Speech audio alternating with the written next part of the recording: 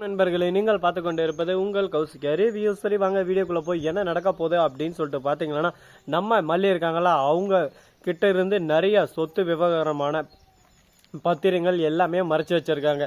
ஏன்னா நம்ம விஜய் இருக்காருல, அவர் இருந்து எல்லாமே மல்லி கிட்ட தான் கொடுத்து வச்சிருக்காங்க. இது எல்லாமே ராஜேஸ்வரி கிட்ட போச்சுன்னா அடுத்த செகண்ட் ரேணுகா கிட்ட போகும். இது முற்றிலுமா இப்போதைக்கு ரேணுகா பேர்ல தான் இருக்கு. அதனால ரேணுகா இந்த சொத்தை பறிமுதல் பண்றதுக்கு வாய்ப்பு இருக்கு. அதனால முடிஞ்ச வரைக்கும் ரேணுகா கிட்ட போகாம பாத்துக்கணும். எதனால அப்படின்னு சொல்லிட்டு பார்த்தீங்கன்னா, இப்போ ரேணுகா பேரில் இருக்கிறதுனால அவகிட்ட போச்சுன்னா அந்த சைனை போட்டு ஈஸியாக அந்த சொத்தெல்லாம் பறிமுதல் பண்ணுறதுக்கு வாய்ப்பு இருக்குது. அந்த ரகு ஒரு பக்கம் உசுப்பேற்றி விட்டுறான். இந்த மாதிரி நீ விஜய் நம்புறது சுத்த வேஸ்ட்டு.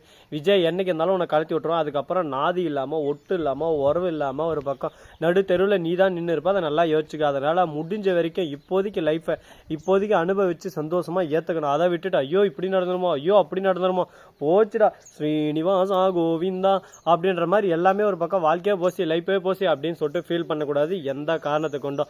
அப்படி இப்போ என்ன பண்ண போகிறாங்க, ஏது பண்ண போகிறாங்க அப்படின்னு சொல்லிட்டு பார்த்தீங்கன்னா, கரெக்டாக நம்ம ரேணுகா இருக்காங்களா, அவங்க இருந்துன்னு நம்ம விஜய், அதாவது விஜய் மறுபக்கம் ராஜேஸ்வரி இருக்காங்களா, அந்த வீட்டுக்கு வராங்க மல்லி இல்லாத சமயத்தில். ஆனால் நம்ம அன்னபூர்ணி இருக்காங்களா, ஆல்ரெடி அந்த இடத்துக்கு வந்துட்டு இருக்காங்க மல்லியை பார்க்கறதுக்கோசரம். அந்த சமயத்தில் தாங்க போயிட்டு அந்த பத்திரம் மறுபக்கம் கொஞ்சம் பணம் ஒரு 4 லட்சம் இருந்துச்சு, அது எல்லாமே எடுத்து போட்டுன்னு ஒரு ஹேண்ட்பேக்கில் வெளியே எடுத்துகிட்டு வராங்க. அந்த சமயத்தில் கரெக்டாக நம்ம அன்னபூர்ணி பார்த்து அடியே யார் சொத்தா யார் அடி எட்டுன்னு போகிறது, மவளை வாயெல்லாம் உடச்சி போவாங்க பார்த்துக்க அப்படி இப்படின்னு சொல்லிட்டு கோவப்பட ஆரம்பிச்சிடுறாங்க. என்ன பேசுறது என்ன பண்ணுறது ஒன்றுமே புரியாமல் குழப்பத்தில் குழம்பி போட்டு ஐயோ என்னடா இது நம்ம வாழ்க்கையில் நமக்கு வந்தால் சோதனை வேதனை இப்படி ஒரு பக்கம் கையும் களவுமா மாட்டிக்கணும்லே. இப்போ என்ன பண்ணுறது என்னத்தை சொல்கிறது. இந்த அன்னபூர்ணி கேள்வி நம்ம என்ன சொன்னாலும் கேட்க மாட்டோம். நம்ம சொல்கிறதுக்கு விவகாரமாக தான் அவள் பேசுவா. ஐயோ இதுக்கு வேறு வழியே இல்லையா அப்படின்னு சொல்லிட்டு ஒரு பக்கம் மண்டையை பிச்சுக்கிட்டு அப்படியே சும்மா அந்த மண்டை இருக்கேன் அந்த மண்டை அப்படியே சும்மா இந்த பக்கம் அந்த பக்கம் டிங் டிங் டிங்னு ஆடுதுங்க ஒரு பக்கம். சரி போனதெல்லாம் போயிடுச்சு, இதுக்கப்புறம் என்ன நடக்குது அப்படின்னு சொல்லிட்டு பார்த்தீங்கன்னா, இந்த மாதிரி எல்லாம் ஒரு பக்கம் பிரச்சனை போயிட்டு இருந்தாலும் அதே சமயத்தில் நம்ம ரேணுகா இப்போதைக்கு எதுவும் சொல்லாமல் சைலண்டாக நிற்க உடனே அன்னபூர்ணி கையில் கத்த பிடிங்கிடுறாங்க. பிடிங்கி பார்த்தா அடியே திருட்டு கம்னாட்டி இதுக்காக தான் வந்தியா நீ, எல்லாத்தையும் ஆட்டிய பண்ணு பார்த்தா வந்தியா மவளை, இனிமேல் உன்னை சும்மா விட போகிறதில்ல, இப்போயே உன்னை அடிச்சு தர்றன்னு இழுத்துன்னு போயிட்டு எல்லாருக்கும் உண்மையை தெரிவிக்க போகிறேன் அப்படின்னு சொல்லிட்டு சொல்கிறாங்க. இதை கேட்டது என்ன பேசுறது ஏது பேசுறதுன்னு சொல்லிட்டு தெரியாமல் குழப்பத்தில் குழம்பி போட்டு வாழ்க்கையே ஒரு பக்கம் சிக்கலில் மாட்டிக்கிச்சு. சிக்கலே வாழ்க்கையே இருக்கே அப்படின்னு சொல்லிட்டு வேதனையில் கூனி குறுகி உக்காந்து கதறி தேம்பி அழுதுட்டு இருக்காங்க. என்னடா பண்றது இப்ப, நமக்கு மட்டும் ஏன்டா பிரச்சனை வரலாம், பிரச்சனையே வாழ்க்கையா இருக்கே அப்படின்ற மாதிரி ரேணுகா யோசிச்சுட்டு இருக்காங்க. என்ன மாதிரி ரேணுகா அடுத்தவங்க சொத்தை நீ திருடலான்னு சொல்லிட்டு நினைப்ப, உனக்கு நல்லது நினைக்குமா சொல்லு பார்க்கலாம். நீ என்ன விஷயம் மற்றவங்களுக்கு சரியா அந்த விஷயம் தான் உன்னை தேடி வந்து உன்னை அடிக்கும்.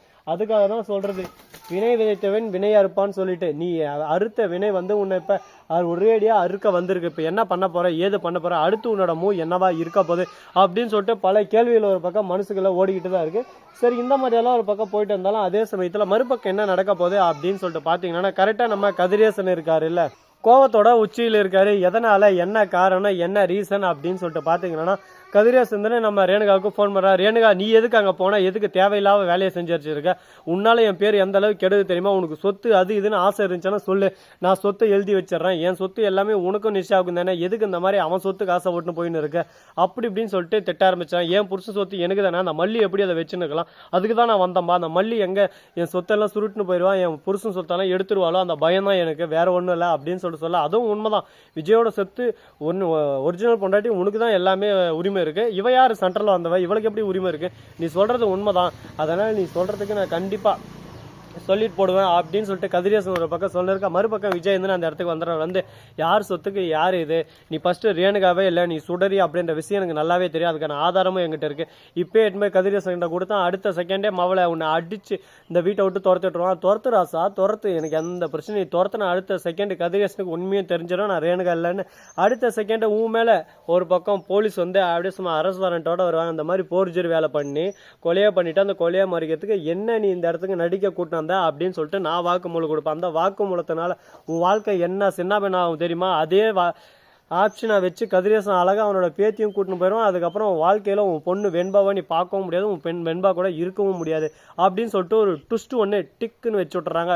உடனே பார்க்கணுமே ஆத்திரம் ஒரு பக்கம் கோவம் ஒரு பக்கம் எல்லாமே விஜய்க்கு வந்துடுதோ. அப்படியே உன்னை சும்மா விட்டதே தப்பா போச்சு, உன்னை சும்மா விட்டதுக்கு என்னன்னு நான் பண்ண முடியுமோ எல்லாம் பண்ணிட்டு இருக்கல, வாழ்க்கையில நான் பண்ண தப்பு இதுதான், உன்னை எந்த அளவுக்கு இடம் கொடுக்கணுமோ அந்த அளவுக்கு இடம் கொடுத்து வச்சுக்கணும், தேவையில்லாத அதிகமான இடத்த கொடுத்து என் வாழ்க்கையை நானே ஒரு பக்கம் கெடுத்துக்கிட்டேனே அப்படின்னு சொல்லிட்டு கதறி தேம்பி அழுந்துட்டு இருக்காங்க. அதை பார்க்க பார்க்கும்போது ஒரு பக்கம் கஷ்டமாக தான் இருக்குது. இதுக்கப்புறம் இந்த பிரச்சனை வராதா, இதுக்கப்புறம் நல்லதே தான் நடக்குமா அப்படின்னு சொல்லிட்டு ஒரு பக்கம் மனசுக்குள்ளே தோணிட்டு தான் இருக்குது. பார்ப்போம், நல்லதே நினைப்போம் நல்லதே நடக்கும் அப்படின்னு சொல்லிட்டு சொல்லுவாங்களா, அதுக்கு உதாரணமாக நிறைய விஷயங்கள்லாம் போயிட்டு தான் இருக்குது.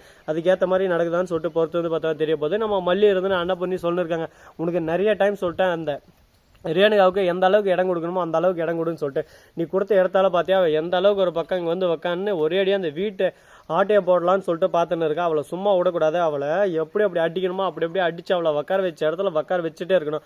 அப்போதான் இதுக்கு மேலே நம்ம விஷயத்தை தலையிட மாட்டா. நாம தேவையில்லாமல் கொடுக்குற இடம் தான் இந்த அளவுக்கு நமக்கு அட்வான்டேஜ் எடுத்து வந்து நம்மளவே ஒரு பக்கம் கழுத்தில் கத்தி வச்சு நிற்கிற அளவுக்கு நம்ம ஆளாக்கி விட்டுருக்கோம் அப்படின்னு சொல்லிட்டு சொல்ல, உடனே நீங்கள் சொல்கிறது எல்லாமே உண்மைதான், யோசிக்கிறேன், இனிமேல் இந்த தப்பு நடக்காம நான் பார்த்துக்கிறேன் அப்படின்னு சொல்லிட்டு சொல்லியிருக்காங்க. பார்த்துக்கிறேன் ஈத்துக்கிறேன் அந்த வேலையெல்லாம் வேணாம், இனிமேல் அந்த தப்பு நடக்கக்கூடாது, அதுக்கு முழுக்க முழுக்க நீ தான் பொறுப்பாக இருக்கணும், வேற வழி இல்லை அப்படின்னு சொல்லிட்டு திட்ட ஆரம்பிச்சுறாங்க. உடனே என்னடா இது இந்த அளவுக்கு ஒரு பக்கம் திட்டுறாங்க, நாம அப்படி என்னடா தப்பு பண்ணோம், ஒரு தப்பும் பண்ணல வாழ்க்கையில, இந்த மாதிரி எல்லாமே நல்லதா இருக்கட்டும்னு சொல்லிட்டு யோசிச்சு சிந்திச்சு பண்ணது தப்பா அப்படின்னு சொல்லிட்டு யோசிச்சுன்னு இருக்காங்க. நீ பண்ணதெல்லாம் தப்பு இல்லை ரசா, அதை எப்படி பண்ணணுமோ எந்த விதத்தில் பண்ணணுமோ அப்படி பண்ணியிருக்கோம், அதை விட்டு நீ ஒரு பக்கம் ஆடாமல் ஆடுகிறேன் அப்படின்ற மாதிரி ஒரு பக்கம் பண்ணி வச்சா அது தப்பாகாம போகாம சொல்ல பார்க்கலாம். சரி முடிஞ்சிருச்சு, இதுக்கப்புறம் இதை பற்றி பேசி ஒன்றும் நடக்க போகிறதில்ல, இதுக்கப்புறம் என்ன பண்ண போகிறோம் அதை பற்றி தான் நம்ம பேசி ஆகணும். இந்த வீடியோ உங்களுக்கு பிடிச்சிருந்தா லைக் பண்ணுங்க, கமெண்ட் பண்ணுங்க, ஷேர் பண்ணுங்க, டிண்டிங் பெல்லை தட்டி விட்டு போங்க.